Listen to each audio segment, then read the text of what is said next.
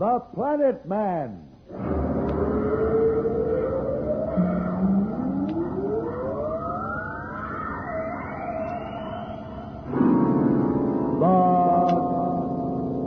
Planet Man.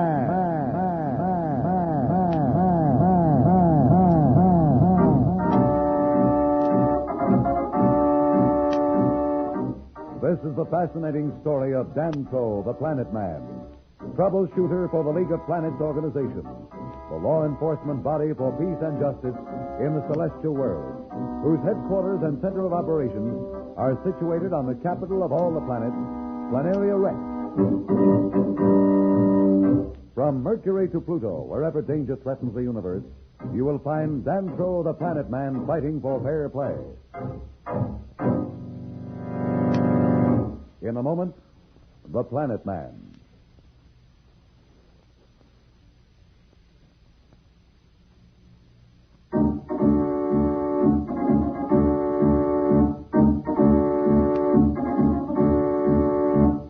You will remember that Billy, Jane, and Pat Darrow were about to take off from Planeria Rex with Dantro, the Planet Man, for Venus. They are starting on a goodwill tour of the members in the League of Planets. Judge Augustus warned Dantro that although Marston's power was destroyed, his collaborators on the planets were still a threat to the Earth people, that they might even resort to violence in their determination to keep Earth from becoming a member of the League. We find our party preparing for their blast-off from the spaceport on Planeria Rex. In 5 minutes or so, we'll blast off of Venus. Are you excited, Billy? A little. Listen to him. A little, he says. Well, he's been practically jumping up and down for the last 4 hours. You've been excited yourself, so don't talk about me. I'm afraid we don't know an awful lot about Venus, Dantro. Well, it isn't exactly Earth, you know. The clouds that shroud the planet are dust. I thought they were like the ones back home. You know, water vapor. No, they're dust. As a matter of fact, the surface of the planet is almost covered with dust. The Venusians have evolved a culture that's quite different from any other planet in the League. They even look different, as you know. Their noses, for instance. You've noticed how big they are, and that's because of the dust. They have a kind of filter that's part of their bodies that enables them to breathe. Oh, I wondered about that. And about the extra eyelid they seem to have. It's transparent. I guess that's to protect their eyes from the dust. Yes, exactly, Pat. But do they live out in the middle of the dust all the time? Doesn't it get into their food and everything? Well, one time they did. But for centuries, they've lived under tremendous transparent domes. Their cities are covered by them.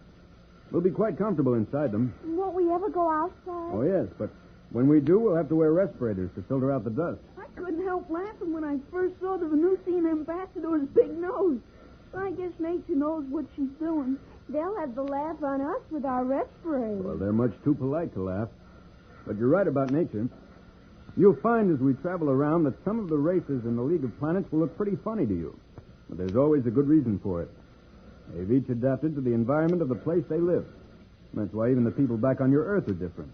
Isn't it getting close to blast-off time? Oh, just about, Billy. I want to give the ship a quick check, though, before we go up. That's funny. What's funny? I may be just imagining things, but the controls don't feel right to me.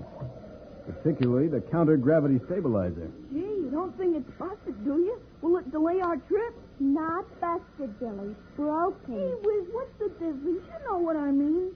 Will it, Dantro? Will it delay us? Don't distract him, Billy. Oh, that's all right. After all, Billy wants to learn. The pilot needs to know his ship.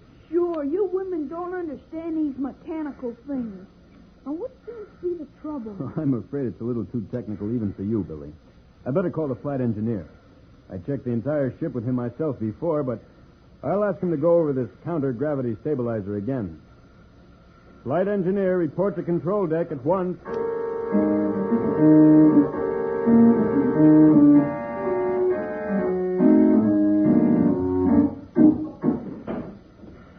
Flight engineer Mako, sir. What's up? Well, it's probably nothing, but the controls don't seem to respond quite right. Well, we checked them together. Can we give them a quick once-over just for luck? Well, of course, sir. Can I help? I'm almost a pilot, you know. I know. I've been hearing about you. Sure, you can hold these tools and hand them to me as I need them. How many people are there on Venus, Dantro? About 1 billion people, Jane. Any animals? Oh, of course. And like the Venusians, they've all adapted themselves to the dust. There's another inhabitant of Venus that's almost a legend. Very few of them have ever been seen. There isn't even a picture of one, and most Venusians doubt that they exist. He sounds mysterious. What are they? Well, the Venusians call them dusties. They're almost humanoid in appearance from the stories I've heard. No one really knows much about them, but they've been credited with almost magical powers. Do you believe that? I'm afraid I don't know what to believe, Jane. I've traveled around the solar system and seen too many unbelievable things to be sure of anything. There's certainly no evidence to support that belief, though. It's probably just a sort of legend more than anything else. Oh, any luck, Mako? Well, nothing wrong so far, son. Have you checked the stabilizer? I'm just going over it now. Seems okay. Wait a minute. Billy, hand me that round tube. It can't be. Trouble? I'm afraid so. I'm not sure yet, but something isn't the way it should be here. You better go over it carefully. Don't worry, sir, I will. Hand me that scanner, Billy. Can it be serious? I mean, if it didn't work right? Serious enough to end our trip before we had hardly gotten started. Without the stabilizer, we'd never clear the gravity field of Planeria Rex. It could make us crash if it were badly enough warped. Jumping sun toads, this is awful. Did I give you the wrong tool? No, the tool's all right, but something else is awfully wrong. Will you come over to the engineering maintenance for a moment, sir? I'd like to talk to you. Can I come? Oh, you better stay here with the tools, Billy. It's pretty technical anyhow. And I've got to look at some relay charts. I'll explain it to you when I get back.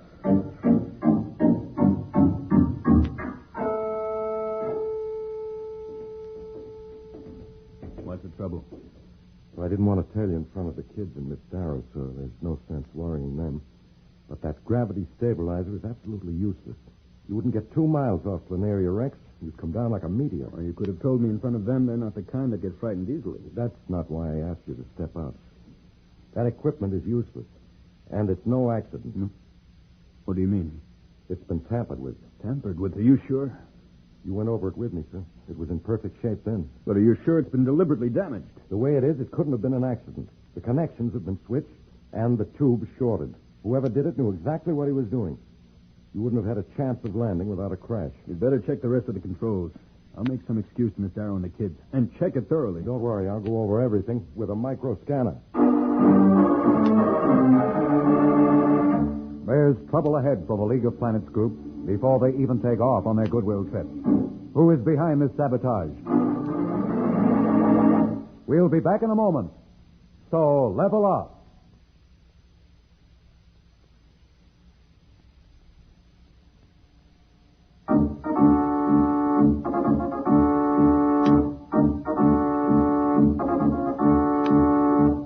When we left Dantro, he was informed by the flight engineer that the proposed interplanetary goodwill spaceship, the Planeteer, had been sabotaged.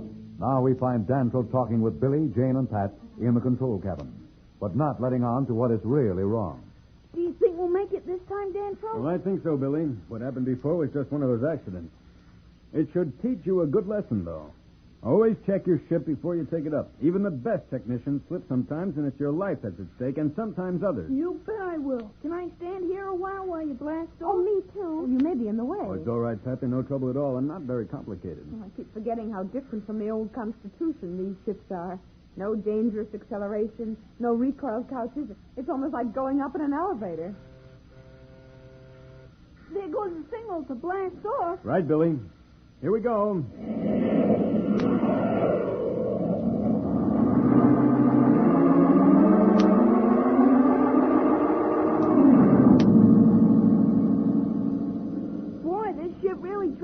Can I take over the controls, though? Maybe not this trip, Billy.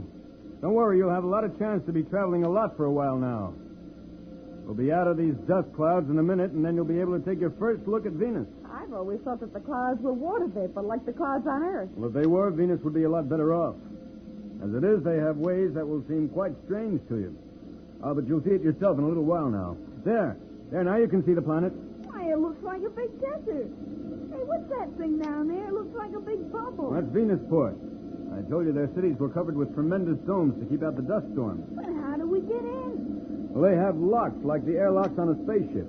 You go through one door, which seals, and then we can go through the second, through to the city itself. Do they know we're coming? Well, I've already signaled ahead. You see that directional arrow? If we keep it lined up with the beam, we will come right onto the port. I see it. It's that round opening. Yeah, that's right. We'll have to slow down. There. That's second door ahead of us now. What's opening? The outer door must be closed then. Here we go. See, the landing field is below us. Yes, and there's a delegation waiting for us to land. They'll probably make a speech.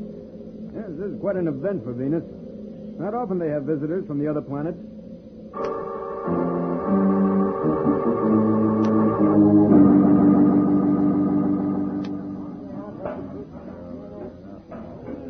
On behalf of the people of Venus, I welcome you to Venusport. Our planet is yours. Do you think he means it? Be quiet, Billy. This is a very serious occasion. As I grasp the hands of each of you from Earth, may it be a symbol of the future unity for the people of Venus and the people of your home planet. The first leg on the interplanetary goodwill tour has been made without incident, except for the attempted sabotage of the Planeteer at takeoff. Now on the planet Venus, the planet of dust, the Earth people and Dantro are to be the most honored guests in many a century. We'll be back in a moment, but first, here is a message the Planet Man wants you to hear.